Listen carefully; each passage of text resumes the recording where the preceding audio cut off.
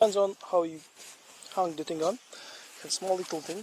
If it's hung a little bit closer, it behaves a little bit differently. But now you can bounce in it, and you have two little things here where you can open and close your safety net that defends you from all of the flies. And yeah, pretty much happy days, right?